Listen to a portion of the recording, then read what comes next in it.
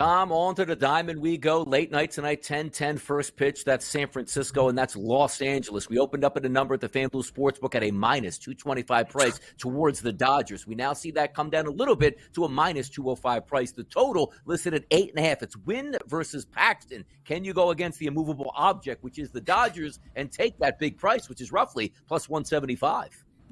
Well, of course you can. I talked about this with Kevin, where you just look to fade the Dodgers on a nightly basis, and because the opposing money lines are going to be so big, you can just come out profitable, whether it's a month sample size you want to roll with. But tonight, Keaton Wynn on the mound for the Giants, very small sample size from him last year, allowed a 336 WOBA to lefties, 1.62 home runs per nine, a 306 BABIP versus lefties. So let's go to Freddie Freeman, 2+ total bases, minus 105, coming off a game where he had no hits. I am going to be trusting the elite skill that Freddie Freeman has shown over many, many years versus a basically unknown pitcher from the Giants.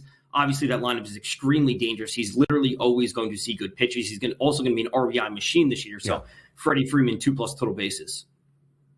Yeah, Mookie Betts, 2+ total bases as well, minus 110. Mookie Betts still batting .500 this year, despite going 0 for 4 yesterday in the opening series finale against the St. Louis Cardinals. That might be the way to attack things for the Dodgers this year, just because those money line prices are going to be close to $2, if not greater, for most of this season. Now, Vecchio, we go to the Trop today. The Rays and the Rangers, the reigning World Series champs, on the road for the first time this year in Tampa. The Rays, a slight home favorite, minus 122, total 8.5. What's the play for this game today in the Trop?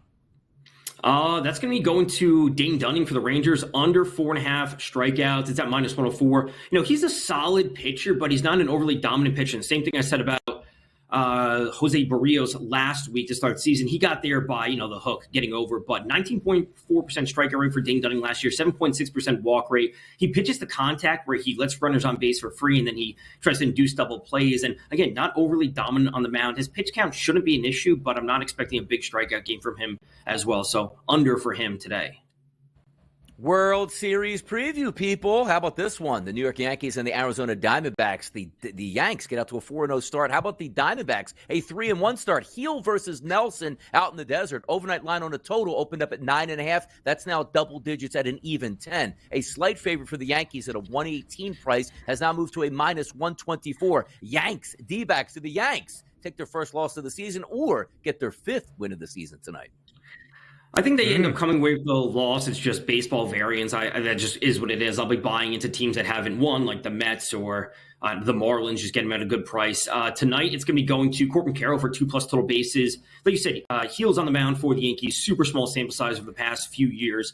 Corbin Carroll, he's not putting up the hits, but he's just grabbing a bunch of walks. So, he's not doing anything wrong at the plate. He's actually doing a lot right because he's super, super disciplined. He just needs to start putting the ball in play, and I will take this matchup, especially with Lourdes Gurriel and Christian Walker behind him, who are on fire to start the season. Again, he will always see good pitches. You cannot walk a player with 2 home run hitters coming up behind him. So 2+ total bases for Corbin Carroll today. So you look at that idea of regression in a positive way for some, or maybe thinking the Yankees can't start the season on a 5-game win streak. Of course, they won their first 4 games over the Houston Astros. Does Houston bounce back against the Toronto Blue Jays at home today? Minus 148, that money line price, Vecchio, in favor of the Astros.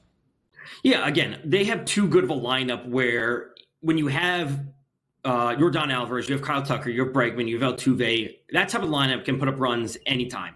Get off to a slow start. It is what it is. A 3 or 4 game sample size is never going to sway me massively on any single player, a pitcher, or a hitter. So I'll simply take the Astros at home and maybe looking to lay minus 1.5. I think that's the best spot to go. I want to go for as much plus money as possible rather than minus 142. Although the Blue Jays are good, I'll still take the Astros at home. Full card tonight, Tom, so let's give you a little bit of time in the spotlight here. Give us the best plays overall tonight on that prop card that we can cash some tickets to. It's probably going to be sticking with Freddie Freeman at 2+ total bases. That's probably my favorite bet overall. I will try to look for a little bit of correlation between Durant over 6.5 rebounds, along with the under on that game. Would have to maybe play around with the same game parlay, something along those lines, just to try and create that correlation and get as much value as possible. I will also say, from an ice perspective tonight, I think the Florida Panthers bounce back after a rough couple games and pick up the win on the road versus the Toronto Maple Leafs. So I would take the Florida Panthers. I think they're minus 130 on the money line. I think that's a super easy spot to go. I think they're a better team compared to the Maple Leafs. I'll take that spot. And then, of course, I'll have home runs a little bit later in the day. NHL on the ice coming down the home stretch in that regular season as well. He already gave you some Frozen 4 picks last week. Both BU and BC into the Frozen 4. Is that correct, Tom Vecchio? Yeah, both advancing. We'll see BU versus Denver and then BC versus Michigan. Unfortunately, BC beat my Quinnipiac Bobcats last night in overtime, but we'll take BC to continue to win it all.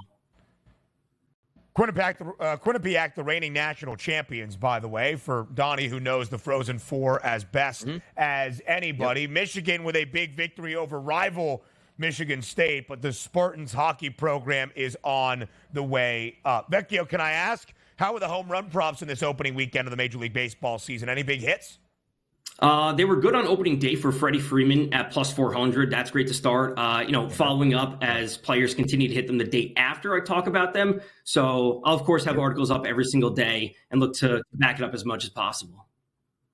Vecchio, we appreciate the time sincerely here on the Early Line each and every Monday from that prop perspective. Thank you for being here. We'll talk again soon. Thanks for having me.